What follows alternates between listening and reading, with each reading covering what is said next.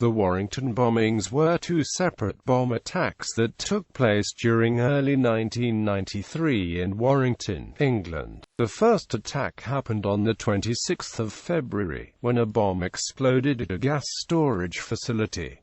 It caused extensive damage but no injuries. While fleeing the scene, the bombers shot and injured a police officer, and two of them were then caught after a high-speed car chase. The second attack happened on the 20th of March, when two small bombs exploded in litter bins outside shops and businesses on Bridge Street. 2 children were killed and dozens of people were injured. The attacks were carried out by the Provisional Irish Republican Army, and it has been claimed that members of Red Action were also involved. Since the early 1970s, the IRA had been carrying out attacks in both Northern Ireland and England with the stated goal of putting pressure on the British government to withdraw from Northern Ireland. The 20th of March bombing received extensive coverage in the media and caused widespread anger, leading to mass protests against the IRA in Dublin. First attack. On the night of the 25th of February 1993, 3 IRA members planted bombs at the gas holders on Winnig Road, Warrington. At 11:45 p.m. that night, a police officer stopped the 3 men in a van on Sankey Street. As he was questioning them, the IRA members shot him 3 times and sped off in the van. About an hour later, they hijacked a car in Lim, put the driver in the boot and drove off towards Manchester.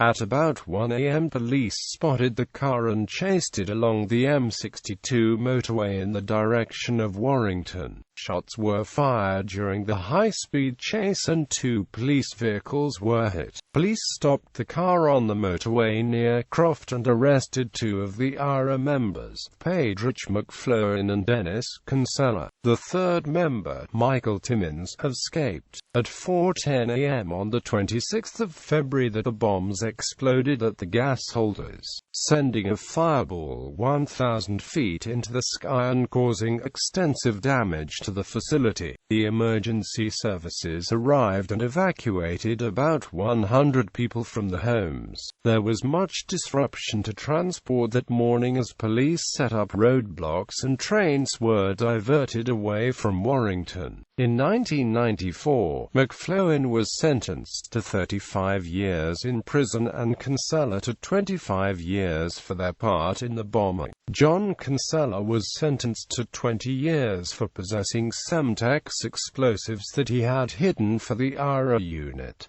Second attack. Shortly before midday on the 20th of March 1993, the Samaritans in Liverpool received a bomb warning by telephone. According to police, the caller said only that a bomb had been planted outside a Boots shop. Merseyside police sent officers to branches of Boots in Liverpool and warned the Cheshire Constabulary, who patrolled nearby Warrington. About 30 minutes later, at about 12:25, 2 bombs exploded on Bridge Street in Warrington, about 100 yards apart. The blasts happened within a minute of each other. One exploded outside Boots and McDonald's, and one outside the Argos catalogue store. The area was crowded with shoppers.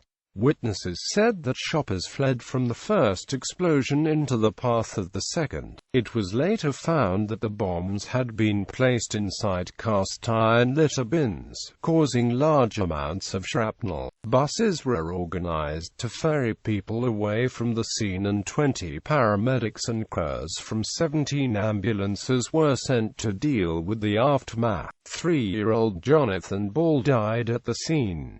He had been in town with his babysitter, shopping for a Mother's Day card. The second victim, 12-year-old Tim Parry, was gravely wounded. He died on the 25th of March 1993 when doctors switched his life support machine off, having asked permission to do so from his family. After tests had found minimal brain activity.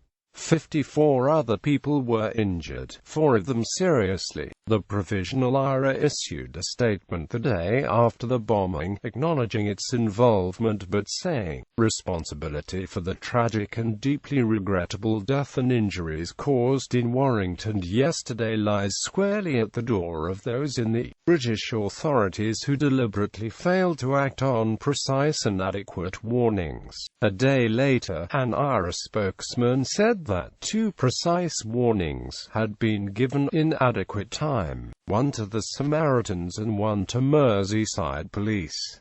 He added, "You don't provide warnings if it is your intention to kill." Cheshire's Assistant Chief Constable denied there had been a second warning and said, "Yes, a warning was given half an hour before, but no mention was made of Warrington." If the IRA think they can pass on the responsibility for this terrible act by issuing such a nonsensical statement, they have sadly underestimated the understanding of the British public. A piece on BBC Northwest's Inside Out programme in September 2013 speculated that the bombing may have been the work of a rogue IRA unit, which was supported by the IRA but operated independently and was driven by left-wing extremism and who used operatives who were from England to avoid suspicion. The program suggested, but provided no evidence, that those who planted the bombs were members of the leftist group Red Action. Aftermath. The deaths of 2 young children ensured that the 20th of March bombings received major coverage in the media and caused widespread public anger. Shortly after the bombings, a group called Peace 93 was set up in Dublin.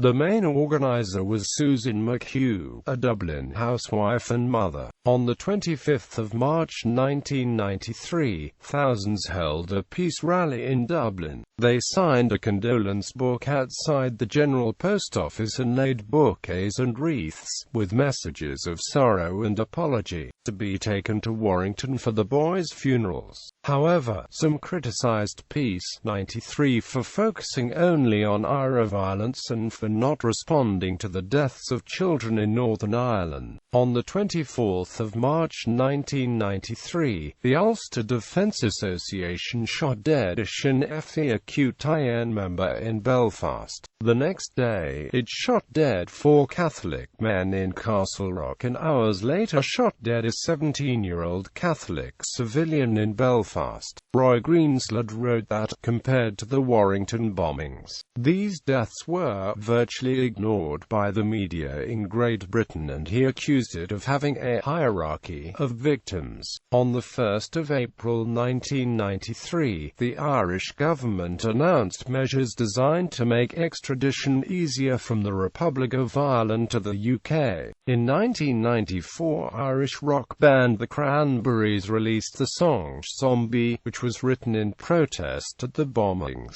The song went on to become one of the biggest hits. The parents of Tim Parry set up the Tim Parry Trust Fund to promote greater understanding between Great Britain and Ireland. The Tim Parry Jonathan Ball Foundation for Peace worked jointly with the NSPCC to develop the Peace Centre, situated close to Warrington Town Centre, which was opened on the 7th anniversary of the attack in 2000. Its purpose is to promote peace and understanding amongst all communities affected by conflict and violence. The centre hosts an annual peace lecture, as well as being home to the local NSPCC in Warrington Youth Club. The killing of Ball and Parry is still on Cheshire Police's list of unsolved homicides.